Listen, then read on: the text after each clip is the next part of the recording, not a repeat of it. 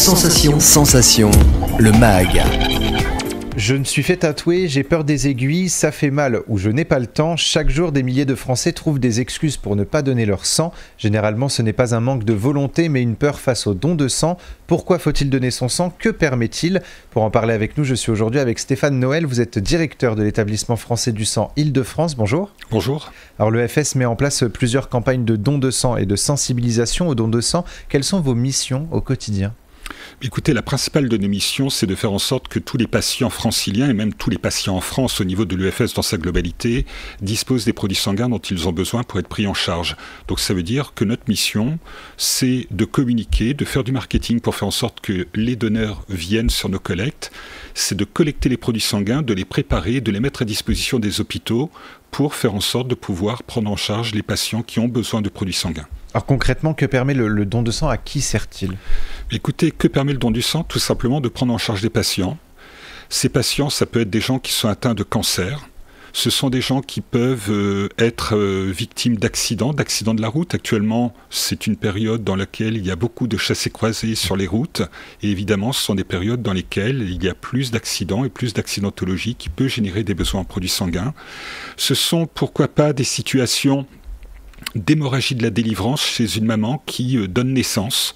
Ce sont des situations qui peuvent être très graves et c'est pour ça d'ailleurs que les jeunes femmes qui vont accoucher font l'objet d'un suivi très attentif pour, lorsque les personnes sont concernées par un sang plus rare, nous soyons en mesure de pouvoir disposer des produits sanguins, quoi qu'il se passe, le jour où la personne réalisera son accouchement. Alors, on vous a reçu plusieurs fois dans notre émission pour justement parler notamment des réserves. Alors les réserves qui, on a l'impression parfois font les montagnes russes. Des fois elles sont suffisantes, des fois elles sont très critiques. Aujourd'hui, est-ce que les réserves sont suffisantes? Mais écoutez, après avoir été à des niveaux plutôt satisfaisants, actuellement les réserves sont dans une situation critique, dans une situation difficile.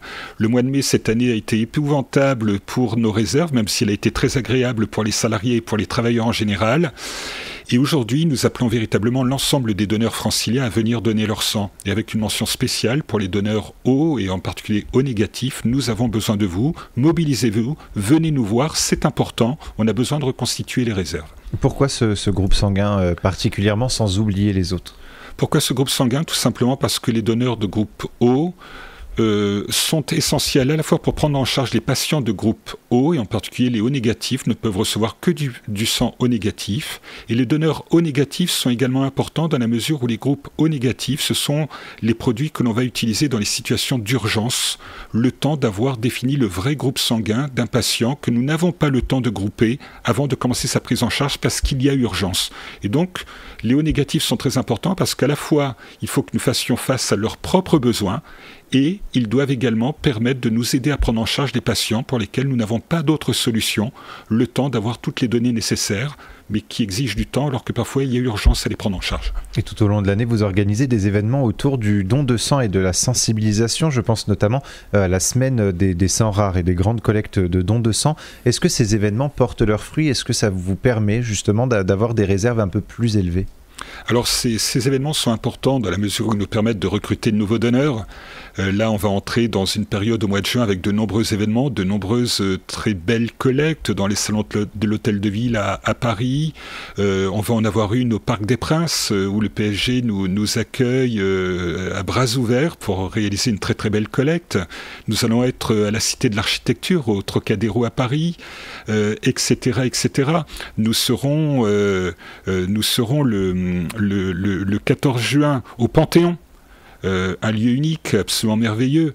Et donc, ce sont autant de moments qui nous permettent de recevoir des donneurs dans des lieux absolument superbes, sublimes, et qui permettent d'offrir quelque chose au donneur qui vient donner son sang et de vivre une expérience assez inoubliable.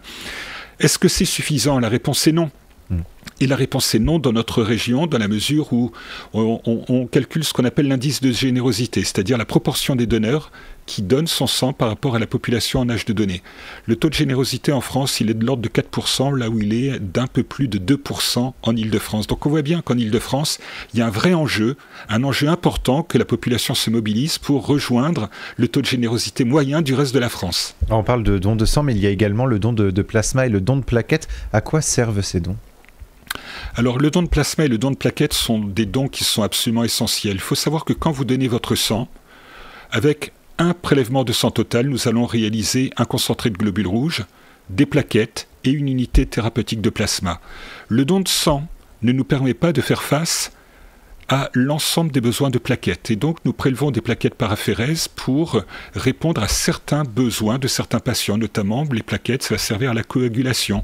Le plasma va être utilisé pour prendre en charge certains patients qui ont des traitements très spécifiques et généralement, il va être utilisé en combinaison avec les concentrés de globules rouges pour reconstituer le sang, puisqu'on délivre les produits séparément et on reconstitue quelque part le sang en cumulant les différents types de produits. Et puis le plasma, il est essentiel parce qu'il va nous permettre de produire des médicaments dérivés du sang.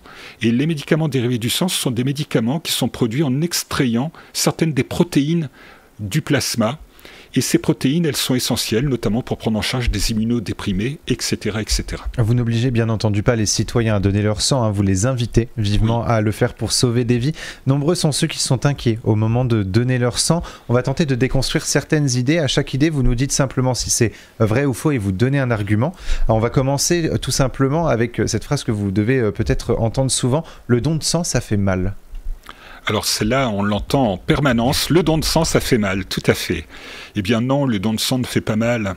Moi, je vous invite à venir sur une collecte, à échanger avec nos personnels, à échanger avec les donneurs.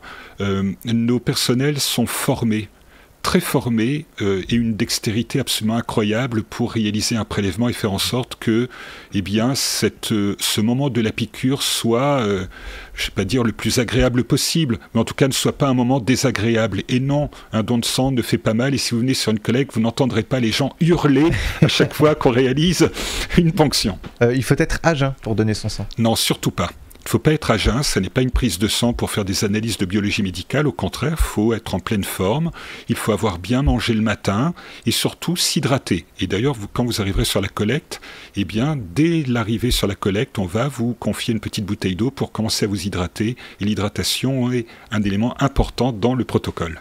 Je ne peux pas donner mon sang, car je suis un traitement. Alors, il y a des traitements qui peuvent contre-indiquer au don de sang, mais tout traitement ne contre-indique pas. Et donc, ce que je vous propose, c'est d'aller sur notre site internet. Et au moment où vous prendrez rendez-vous, il y a un petit questionnaire d'éligibilité qui vous permettra, avec des questions simples, d'apprécier si vous êtes ou non éligible au don de sang. Si vous avez un doute, vous pouvez aller sur notre site internet, vous trouverez nos coordonnées téléphoniques, donc vous mettez don du sang dans un moteur de recherche et vous allez nous trouver. Et puis autrement, il y a des collectes partout autour de chez vous. On fait des collectes mobiles, 10 par jour en Ile-de-France, donc il y en a souvent une proche de où vous habitez, où vous travaillez, où vous allez faire les courses. Venez sur la collecte, si vous avez une question, on vous y répondra et on vous donnera la bonne réponse. Je suis tatoué. Alors le tatouage n'est pas une contre-indication, sauf si vous l'avez fait, et quand vous venez de le faire, il y a une période de quelques semaines, de mémoire 4 mois, pendant laquelle eh bien, on ne peut pas donner son sang, mais être tatoué n'est pas une contre-indication, heureusement, parce qu'il y a de plus en plus de personnes qui s'adonnent au tatouage. Je n'ai pas de partenaire régulier. Alors, pas de partenaire régulier, ça peut être une contre-indication, effectivement, pour pouvoir donner son sang, quel que soit son sexe, quel que soit le sexe de son partenaire, il faut attendre une période, il faut être en couple stable pendant 4 mois pour pouvoir donner son sang. Et j'ai des relations sexuelles avec une personne du même sexe. Je viens d'y répondre. Dès lors que vous êtes en couple stable depuis plus de 4 mois, vous pouvez donner votre sang. Il y a un questionnaire à remplir et je ne veux pas qu'on connaisse toute ma vie. Alors, le questionnaire, vous le remplissez. Effectivement, il est important. Ce qu'il faut bien comprendre, c'est que ce questionnaire, il est fait pour évaluer votre éligibilité au don du sang, pour votre sécurité et pour celle du patient. Ce questionnaire va permettre à la personne qui pratique l'entretien pré-don, que ce soit un médecin ou un infirmier ou une infirmière, de pouvoir évaluer votre éligibilité. Ce qui est dit sur ce questionnaire, ce qui sera échangé pendant l'entretien pré-don, est confidentiel et placé sous le secret médical, et seuls vous et la personne qui pratique l'entretien pré-don saura ce qui a été écrit sur le questionnaire et ce qui sera échangé au cours de l'entretien. Eh ben, on a déjà pu déconstruire certaines idées. Merci beaucoup Stéphane Noël d'avoir été avec nous sur Sensation. Donc je rappelle que vous êtes le directeur de l'établissement français du sang Île-de-France. Pour plus d'informations, on peut se rendre sur le site don2sang.efs.santé.fr. On peut également retrouver donc toutes les autres collectes de sang que vous organisez. Et pour revoir ou réécouter cette émission, rendez-vous sur notre site et notre application Radio Sensation.